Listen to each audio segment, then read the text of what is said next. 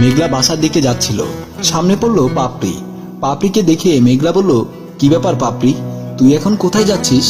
পাপড়ি বলল, আমার বিয়ে ঠিক হয়েছে তো, তাই চাচিদের বাসায় আমাকে আজকে রাতে খেতে বলেছে, ওখানেই ভাত খেতে যাচ্ছি। মেঘলা বলল, তোর বিয়ে হয়ে যাচ্ছে? পাপড়ি বলল, হবে না, বিয়ের বয়স হলে তো বিয়ে হবেই, সবার বিয়ে হবে, কিন্তু তোর বিয়ে হবে না। মেঘলা মনে মনে কষ্ট পেল। এই পাড়ায় মেঘলার বয়সে 2 বছরের ছোটদেরও বিয়ে হয়ে গেছে, কিন্তু মেঘলার ভাই গরিব বলে মেঘলার বিয়ে দিতে পারছে না। মেঘলা বলল, আমার তো বিয়ের ঘর আসে, কিন্তু টাকার অভাবে আমার ভাই আমাকে বিয়ে দিতে পারে না। পাপড়ি বলল, তুই এক কাজ কর, তুই একটা সাদা শাড়ি পরে ফেল, এই জীবনে তো আর বিয়ে হবে না। বলেই পাপড়ি চলে গেল। আর মেঘলা মন খারাপ করে ঘরের উদ্দেশ্যে চলে আসলো। সাদেক আলীর বউ নার্গিস বেগম উঠানে দাঁড়িয়ে সাদেক আলীকে ডাকতে লাগলো, এই কোথায় গেলে তুমি? সাদেক আলী ঘর থেকে বের হয়ে বলল, কি হয়েছে, এমন চেঁচামেচি করছো কেন? নার্গিস বেগম বলল, বাজারে যেতে হবে না, ঘরের মধ্যে চাল ডাল কিচ্ছু নেই, তাড়াতাড়ি বাজারে যাও। সাদেক আলী বলল, এইমাত্র ক্ষেত থেকে কাজ করে এসেছি, শরীরটাও ভালো নেই, আজকে না গেলে হয় না। নার্গিস বেগম বলল, আজকে কি তোমার গোস্ত কেটে খাওয়াবো? বললাম না ঘরে কিছু নেই, তাড়াতাড়ি বাজারে যাও। বইয়ের ধমক খেয়ে সাদেক আলী বাজারের উদ্দেশ্যে চলে গেল। কাঁদতে কাঁদতে মেঘলা আসলো। নার্গিস বেগম বলল, কি ব্যাপার, তুই আবার কাঁদছিস কেন? মেঘলা বলল, ভাবি, গ্রামের সবার বিয়ে হয়ে যাচ্ছে, কিন্তু আমার বিয়ে হচ্ছে না। নার্গিস বেগম বলল, তোকে বিয়ে দেওয়ার মতো টাকা পয়সা তো তোর ভাইয়ের নেই। মেঘলা বলল, তাই বলে কি ভাবি আমার বিয়ে হবে না? আমি কি বুড়ো হয়ে যাব? নার্গিস বেগম বলল, তুই যদি আমার কথা শুনিস তাহলে তোর বিয়ের টাকা জোগাড় করার ব্যবস্থা আমি করতে পারবো। মেঘলা বলল, ভাবি, এই পাড়ার আমার বয়সের ছোট ছোট মেয়েদের বিয়ে হয়ে যাচ্ছে, কিন্তু আমার বিয়ে হচ্ছে না, তাই আমি চাই যে কোনো কিছুর বিনিময়ে তোমরা আমার বিয়ের টাকা জোগাড় করো, আমি বিয়ে বসতে চাই। নার্গিস বেগম বলল, শোন, তাহলে আমি তোকে কানে কানে একটা কথা বলি, তুই যদি আমার কথায় রাজি হোস তাহলে দেখবি 2-3 মাসের মধ্যে অনেক টাকা জোগাড় করতে পারবো, আর তোর বিয়ে হয়ে যাবে। মেঘলা বলল, কি কথা ভাবি, বলো। নার্গিস বেগম মেঘলার কানে কানে কিছু কথা বলল। মেঘলা বলল, তাতেও আমি রাজি, তারপরে অন্তত আমার বিয়েটা যেন হয়। নার্গিস বেগম বলল, তুই এখানে থাক, আমি একজনের সাথে দেখা করে আসি। বলেই নার্গিস বেগম চলে গেল। গাছতলায় দাঁড়িয়ে আছে বাহার ও রাকিব, 2 বন্ধু। নার্গিস বেগম আসার সাথে সাথেই রাকিব বলল, এতক্ষণ দেরি করলে কেন? আমরা 2 বন্ধু তোমার জন্য এখানে অপেক্ষা করছি। নার্গিস বেগম বলল, তোমাদের জন্য সুখবর আছে। বাহার বলল, কি সুখবর বলো। নার্গিস বেগম বলল, এতদিন তো তোমরা আমাকে নিয়ে মজা করেছো, তোমরা আমাকে কিছু টাকা দিতে, তাই আমার চলতো, এখন যদি তোমাদেরকে আমার ননদকে এনে দেই তাহলে তোমরা কেমন টাকা দেবে? রাকিব বলল, তোমার ননদ মানে মেঘলার কথা বলছো? নার্গিস বেগম বলল, হ্যাঁ, আমি আমার ননদ মেঘলার কথাই বলছি। বাহার বলল, তাহলে তো অনেক টাকা দেব। নার্গিস বেগম বলল, তাহলে এক কাজ করো, তোমরা বেশি করে টাকা নিয়ে আসো, আমি আমার ননদকে তোমাদের কাছে নিয়ে আসছি।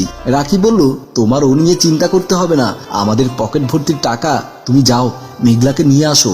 নার্গিস বেগম মেঘলাকে আনতে চলে গেল। ঘরে এসে মেঘলাকে ডাকতে লাগলো, মেঘলা, এই মেঘলা। মেঘলা ঘর থেকে বের হলো। নার্গিস বেগম বলল, দরজাটা লাগা, চল, তোর জন্য কাস্টমার জোগাড় করেছি, অনেক টাকা পাবি। মেঘলা বলল, ভাবি, তাতে কোনো সমস্যা হবে না তো? ভাইয়া যদি জানতে পারে? নার্গিস বেগম বলল, আরে পাগলি, তোর ভাই অতটা চালাক না, তোর ভাই এই খবর কখনোই জানবে না, তুই আর আমি ঠিক থাকলে তোর ভাই জানবে কিভাবে? মেঘলা বলল, ভাবি, আবার যদি পেটে বাচ্চা কাচ্চা চলে আসে? নার্গিস বেগম বলল, ওরে পাগল, এগুলোর জন্য ঔষধ আছে, তোর এখন অত চিন্তা করতে হবে না, তুই তাড়াতাড়ি চল, গাছতলায় অপেক্ষা করছে। মেঘলা ভাবির সাথে ঘর থেকে বের হয়ে গেল। গাছতলায় আগে থেকে অপেক্ষা করা রাকিব এবং বাহার এদিক ওদিক পায়চারি করছে। এমন সময় নার্গিস বেগম ও মেঘলা আসলো। মেঘলাকে দেখে রাকিব বলল, এতদিন মজা করেছি ভাবির সাথে, আর আজ থেকে মজা করব ননদের সাথে। বাহার বলল, এই মেঘলা, তুমি কি পারবে আমরা 2 বন্ধুকে একসাথে খুশি করতে? নার্গিস বেগম বলল, পারবে পারবে, যাও, তোমরা একজন একজন করে নিয়ে যাও। রাকিব পকেট থেকে কিছু টাকা বের করে নার্গিস বেগমের হাতে দিয়ে মেঘলার হাত ধরে জঙ্গলের দিকে নিয়ে গেল। ওই দিনের পর থেকে অনেকদিন ধরে রাকিব ও বাহারের সাথে মেঘলার মেলামেশার ফলে মেঘলা অসুস্থ হয়ে পড়েছে।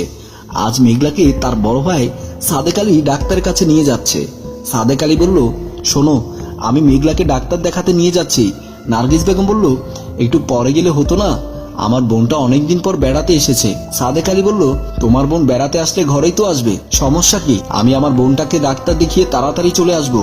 বলেই সাদেক আলী মেঘলাকে নিয়ে ডাক্তারের দোকানের দিকে চলে গেল। নার্গিস বেগমের ছোট বোন রিয়া রাস্তা দিয়ে আসছিল। সামনে পড়লো রাকিব ও বাহার মজুমদার। রাকিব বলল, দোস্ত এই মালটাকে তো আগে দেখিনি। বাহার বলল, নিশ্চয় কারো বাড়িতে বেড়াতে এসেছে। রাকিব বলল, চল তো পেছন পেছন গিয়ে দেখি কাদের বাড়িতে বেড়াতে এসেছে। বাহার বলল, চল চল যাই। ওরা রিয়ার পেছন পেছন হাঁটা শুরু করলো। রিয়া সাদেক আলীর বাড়ির উঠানে এসে আপা আপা বলে ডাকতে লাগলো। নার্গিস বেগম ঘর থেকে বের হলেন। রিয়া নার্গিস বেগমকে জড়িয়ে ধরলেন। নার্গিস বেগম বলল, তোর আসতে কোনো সমস্যা হয়নি তো? রিয়া বলল, না কোনো সমস্যা হয়নি। এমন সময় সেখানে আসলো বাহার ও রাকিব। বাহার ও রাকিবকে দেখে নার্গিস বেগম বলল, কি ব্যাপার তোমরা এখানে চলে এসেছো? রাকিব বলল, আজকে 1 সপ্তাহ ধরে তুমিও আমাদের কাছে যাচ্ছ না, মেঘলাকেও আমাদের কাছে পাঠাচ্ছ না, অথচ আমাদের থেকে অনেকগুলো টাকা অ্যাডভান্স নিয়ে ফেলেছো। নার্গিস বেগম বলল, ভাই আমার বোনের সামনে এসব কথাগুলো না বললে হয় না। বাহার বলল, ওমা রাত কারবারির আবার লজ্জা শরম আছে দেখছি। নার্গিস বেগম বলল, মেঘলা অসুস্থ এ কারণেই যেতে পারছে না। রিয়া বলল, আপু ওনারা কি বলছে? নার্গিস বেগম বলল, ওসব তুই বুঝবি না, তুই ঘরের ভেতর যা। রিয়া ঘরের ভেতর চলে গেল। রাকিব বলল, তোমার বোনটা তো সুন্দর আছে, তোমাকে আরো কিছু টাকা বাড়িয়ে দেব, তোমার বোনের সাথে আমাদের একটু সময় কাটানোর ব্যবস্থা করে দাও। নার্গিস বেগম বলল, মুখ সামনে কথা বল, ও আমার বোন। বাহার মজুমদার বলল, তোমার স্বামীর বোনকে আমাদের কাছে পাঠালে আর তোমার বোনকে আগলে রাখবে? তা হবে না। রাকিব চল আমরা দুজন মিলে আজকে ওর বোনের সাথে সময় কাটাবো। বলেই দুজনেই ঘরের ভেতর ঢুকে ভেতর থেকে দরজা লাগিয়ে দিল। নার্গিস বেগম বলল, এই দরজা খোল, খোল বলছি, ভালো হবে না বলছি, দরজা খোল। সাদেক আলী মেঘলাকে ডাক্তার দেখিয়ে যখন ঘরের উঠোনে আসলো তখন দেখলো নার্গিস বেগম উঠোনে বসে বসে কান্না করছে। এমন সময় রাকিব ও বাহার মজুমদার ঘরের ভেতর থেকে কাপড় চোপড় ঠিক করতে করতে বের হয়ে চলে গেল। সাদেক আলী অবাক হয়ে তাকিয়ে রইল। আর ভেতর থেকে এলোমেলো অবস্থায় রিয়া কাঁদতে কাঁদতে বের হয়ে আসলো। নার্গিস বেগম রিয়াকে জড়িয়ে ধরে কাঁদতে কাঁদতে বলল, আমার পাপের শাস্তি আমি পেয়ে গেছি বোন, তুই আমাকে ক্ষমা করে দিস। হ্যালো ভিউয়ার্স, আমাদের এই গল্পটি মানুষকে সংশোধন করার উদ্দেশ্যে, ভুল ত্রুটি ক্ষমা সুন্দর দৃষ্টিতে দেখবেন। আর গল্পটি যদি আপনাদের ভালো লেগে থাকে তাহলে লাইক কমেন্ট শেয়ার করে সবাইকে দেখার সুযোগ করে দেবেন। ধন্যবাদ।